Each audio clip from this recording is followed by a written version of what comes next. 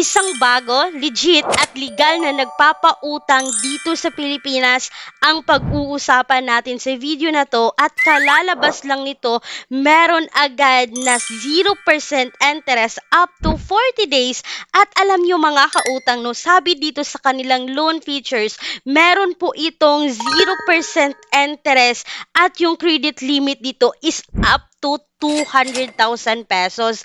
Yan muna yung isi-share ko sa inyo for today's video. Hayaan nyo muna ako na pag-usapan natin yan dahil sinubukan ko talagang umutang sa bagong loan app na kalalabas lang po ngayon dito sa Google Play Store. And sa video na to, pag-usapan natin kung magkano nga ba yung ino-offer, na-approve ba ako dito sa bagong loan app nito, at masasabi kong legit at legal itong nagpapautang dahil mga kautang, ito po ay nakasec registered po under po ng WeFund Lending Corp. And si WeFund Lending Corp ay submitting and accessing entities po sa CIC. Dito po sa submitting entities, nasa 1,441 list po siya. And dito naman po sa accessing entities is nasa 294 po siya sa listahan. And mga kautang, dito po sa list of recorded online lending platforms, kasama niya po dito or sisters company po ni Juana, itong si Juan Hand and Kidlat Peso. And yes, sa video na to, let's talk about Juana Loan App. Yes, inutangan ko, sinubukan ko, pagkabungan pa lang kita ko agad na bago siya kasi meron pa lang siyang 3.3 star at 20 reviews po dito sa Google Play Store mga kautang. And yung mga nabanggit ko kanina sa intro is yun po ay kanilang loan features. Ipa-flash ko ulit sa screen, no? Sabi dito at 0% interest up to 40 days. Tapos mga kautang, 90 seconds lang daw approval nito. Malalaman mo na kung approve ka ba or decline dito.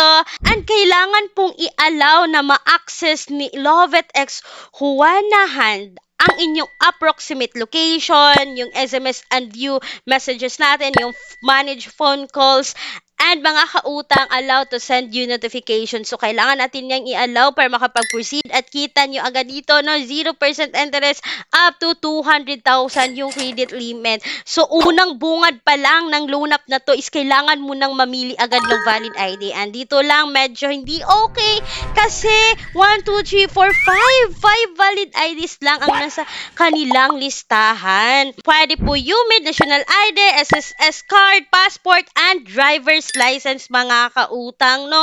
So, pagkatapos kailangan nyo i-upload yung photo ng inyong valid ID front and back nito, and then mga kautang, proceed agad sa personal information, contact information, work information, and dito mga kautang sa work information, kailangan mo ilagay lahat ng details sa work mo, job industry, job position, kailan ka na dyan sa trabaho, gaano ka nakatagal dyan sa trabaho mo, pay period, at magkano yung monthly income mo, and then mga kautang, proceed agad sa face verification. Then, pagkatapos mong ilagay lahat ng details mo sa application is ito na, card under review, your information has been submitted. The result is unexpected within 3 working days. Please be patient. So, mga kautang, nag-antay lang po ako dito ng 3 minutes lang, no? Hindi 3 days, 3 minutes lang, may result na agad. Pero bago yan mga kautang, dito po sa dashboard is flexible terms nila, split up to 6 months. So, pwede ka palang makakuha ng up to 6 months dito kay LoveItX Hunahan, sorry mga kautang, no. And after 3 minutes mga kautang, no, naka-receive agad ako ng text and nagsasabing, we are LoveIt card. We're sorry, your application wasn't approved this time. You can submit a new application after 30 days. Sad to say, hindi po ako na-approve dito kay LoveItX Hunahan, mga kautang, which is mag-sisters company po sila ni Juan Hand, which is si WeFund po ang nagdala sa kanila. So, come back in 21 days. So, mga kautang, yun lang po yung quick honest review ko about this loan application. And by the way, itong si LoveItX Huna Hand at si Juan Hand is hindi po yan nagbibigay ng loan details as long as hindi po kayo ma-approve sa kanilang loan evaluation. Diyan mo pa malalaman yung offer dito kung kayo ay pasado sa kanilang loan evaluation. Kagaya talaga siya ni Juan Hand, and piling-pili lang po talaga yung pwedeng makautang dito, no? Kasi limited lang po yung mga valid IDs na pwede sa kanila, or yung nasa listahan nila is yun po yung mga primary valid IDs. So, hindi sila tumatanggap ng mga secondary valid IDs like yung mga TIN, yung mga PhilHealth natin. So, yun lang po yung medyo hindi okay.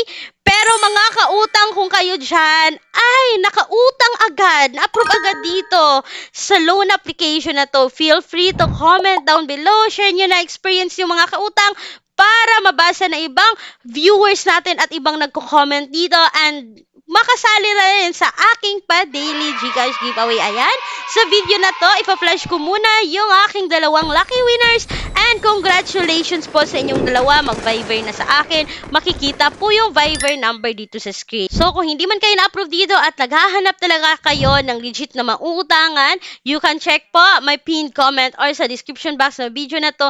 Yan po ay mga list of mga alternatives na okay rin utangan dito sa Pilipinas. And speaking sa bank personal loan na palagi kong binabanggit, yes, still nag-a-assist, nagpapautang pa rin ang bangko na to ng minimum of 20,000, maximum of 2 million pesos. And please take note, all applications submitted is subject for bank approval. Once again, mga kautang, no, okay sana kasi si Juan Hand is matagal na rin sa larangan ng utang. Okay din po yung loan application na to. So, that's all for today's video. Nasa sa inyo na yan kung subukan nyo ang loan application na to, but legal po ito nagpapautang. Kung hindi po, may other options naman po. Once again, this is Clarice, ang inyong number 1 palautang, dahil utang is life. Bye bye bye mga kautang.